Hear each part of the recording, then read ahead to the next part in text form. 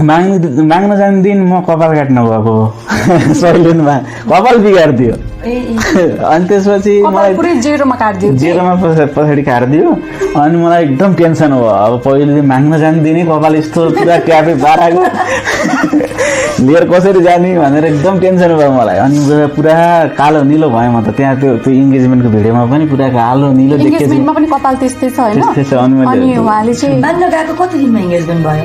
लगभग 3 दिनमा। त्यो इन्गेजमेन्टको भिडियो पनि देख्नुहुन्छ होला। उहाँ चाहिँ एक त यतिकै नर्भस, आज पनि एकदम नर्भस हुनुहुन्थ्यो होइन। नर्भस भइरहन्छ, घरमा मात्रै अलि बोल्ने हो, नजिक भएको मान्छेसँग कपाल त्यस्तो काट्दियो भनेर पुरै त तनाव होइन। फर्स्ट टाइम आफ्नो अब ससुरालीपट्टिको मान्छेहरूसँग भेट्न गइरहेको होइन, यतिकै नर्भस। अनि एकजना रिलेटिभले चाहिँ ढाका टोपी लगाइदिनु भएछ कि नै राम्रो हो, तर त्यो गेटअप अनुसार एक्चुअली त्यो इन्गेजमेन्टमा ढाका टोपीको त्यो सेटअप थिएन कि। अनि उहाँ चाहिँ पुरा एजेड जस्तो अनि त्यो कमेन्टमा पनि धेरैले अब बाउ छोरी जस्तो भन्ने कमेन्टहरू धेरैले गरे। त्यस्तो एजकै मलाई चाहिँ एकदम बुढो जस्तो देख्नु भएछ कि के भएछ, धेरैले त्यस्तो कमेन्टहरू गर्नुभएको थियो। कपालले त के फरक पारेन माग्न जाँदा? त्यस्तो के भयो, के भन्नुभयो? त्यस्तो केही भयो नि, जस्तो अलिकति हेर्दा अलिक अजिब देखिराख्नु भएको थियो, त्यति मात्रै हो। अरूले त केही भन्नु भएन, मलाई चाहिँ आफूलाई अनकम्फर्टेबल भइरहेको थियो। आफूले पनि अनि भन्नु एक दुईजनाले भन्नुभएको थियो के अरे ज्वाइँ त कस्तो राम्रो देखिनुहुन्थ्यो फेसबुकको फोटोहरूमा, अनि सबैजनाले कति राम्रो, अनि आज किन यस्तो देखिनु भयो होला, कस्तो एज धेरै भएको जस्तो। अनि हुन्छ नि त्यसपछि अनि मैले भनेको थिएँ पति जब पत्नी का सबसे अच्छा दोस्त बन जाता है ना, तो पत्नी सबसे बड़ी पूंजी की मालिक हो जाती है।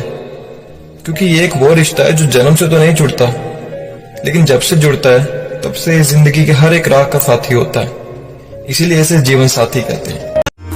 तुझे संग बैर लगाया ऐसा, रहा ना मैं फिर अपने जैसा। 100 बार जन्म लूं तो भी तू ही हमदम हर दफा चाहिए।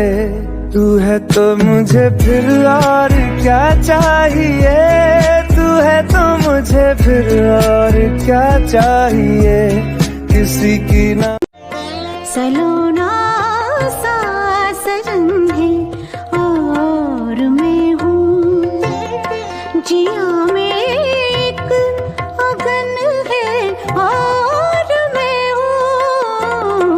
सलोना सा सजन है और मैं हूँ।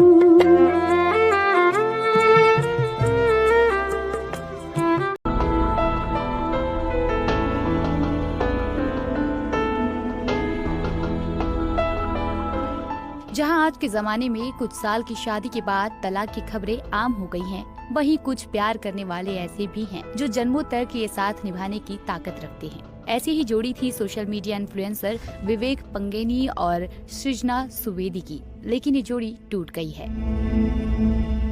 ब्रेन कैंसर के चलते विवेक पंगेनी दुनिया को अलविदा कह गए। 6 साल का प्यार, 4 साल की शादी, ब्रेन कैंसर और मौत। इस सफर में विवेक के साथ हरदम साथ रही सृजना, लेकिन सृजना की दुआ उन्हें बचा नहीं पाई। सृजना ने विवेक की आखिरी पल तक देखभाल की। पत्नी के इस समर्पण की हर तरफ चर्चा हो रही है। उनकी प्रेम कहानी को हर कोई पसंद कर रहा है,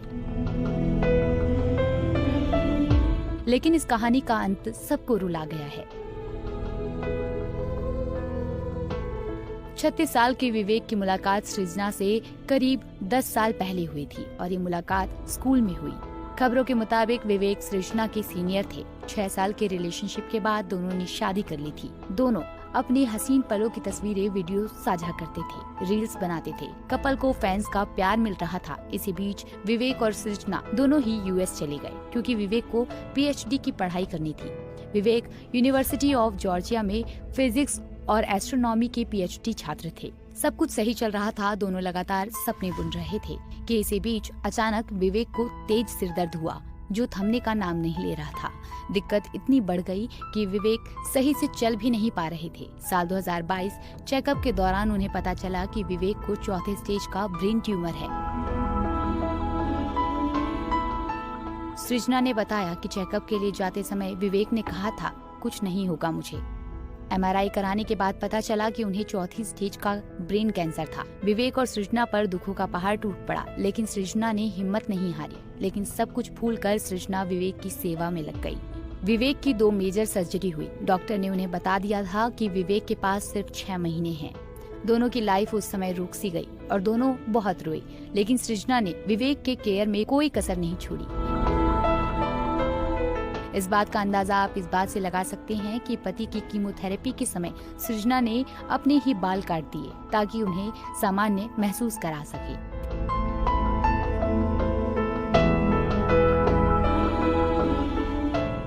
सृजना को जब पता चला कि उनके पति के पास सिर्फ 6 महीने हैं, तो उन्होंने आखिरी दम तक पति का ख्याल रखा और पूरी कोशिश की कि वो बच जाएं। लेकिन धीरे धीरे विवेक की तबीयत ज्यादा खराब होने लगी। विवेक की याददाश्त कमजोर होने लगी और वो काफी दर्द में थे।